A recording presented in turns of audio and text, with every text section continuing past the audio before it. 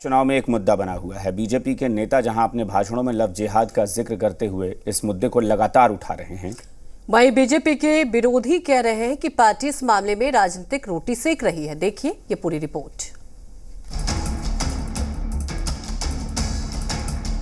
ये कहां से इसमें जिहाद आ गया? आसाम के मुख्यमंत्री लव जिहाद का जो एक जहर फैल रहा है हमारे समाज में। खाली हिंदू लड़की क्यों लाते हैं? बोला नहीं, हिंदू भावुक होता है, भावुक होता है। अब इसको अपने पॉलिटिकल मकसद के लिए जिस तरीके से यूज और इस्तेमाल किया जा रहा है, ऐसा लगता है कि गुजरात के चुनाव में लव जिहाद से बड़ा कोई मुद्दा नहीं रह गया है। श्रद्धा हत्याकांड के बाद यहां लव जिहाद का जिक्र बार बार हो रहा है। ये अपने खेत में 2000 मछलियां पाल के हर 6 महीने में 3 लाख तक कमा रहे हैं। आपको भी ये करना है, इनसे सीखना है तो फ्रीडम ऐप को अभी डाउनलोड कीजिए। पंचमहल में AIMIM अध्यक्ष असदुद्दीन ओवैसी ने एक बार फिर आरोप लगाया कि कुछ लोग श्रद्धा हत्याकांड को लव जिहाद से जोड़कर सियासी नफा नुकसान तय कर रहे हैं। बीजेपी जो सियासत कर रही है वो बिल्कुल गलत है। ये कोई लव जिहाद का मामला नहीं है। ये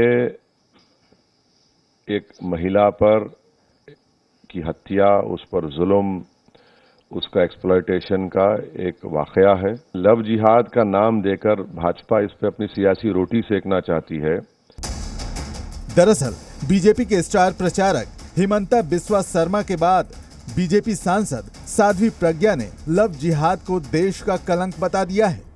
लव जिहाद का जो एक जहर फैल रहा है हमारे समाज में, वो लव जिहाद हमारे लिए एक देश के लिए कलंक है। इसको मिटाना हम सबकी जिम्मेदारी है और इसमें जागरूकता लाना हम सबकी जिम्मेदारी है, क्योंकि हिंदू कभी भी इस प्रकार के कार्य नहीं करता है। इतनी बीभत्स हत्या, इतनी क्रूरता, इतनी नृशंसता ये तो कोई और नहीं कर सकता। ये तो सिर्फ लव जिहाद के जो अनुगामी हैं वही कर सकते हैं।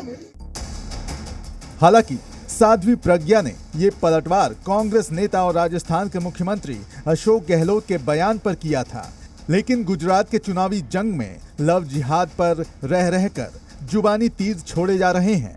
इस बीच दारुल उलूम फरंगी महल के प्रवक्ता सुफियाना निजामी ने भी इस पर तीखी प्रतिक्रिया देते हुए राजनेताओं पर सियासत करने का आरोप लगा दिया। अब इसको अपने पॉलिटिकल मकसद के लिए जिस तरीके से यूज और इस्तेमाल किया जा रहा है, यह हमारे मुल्क की सबसे बड़ी बदकिस्मती है।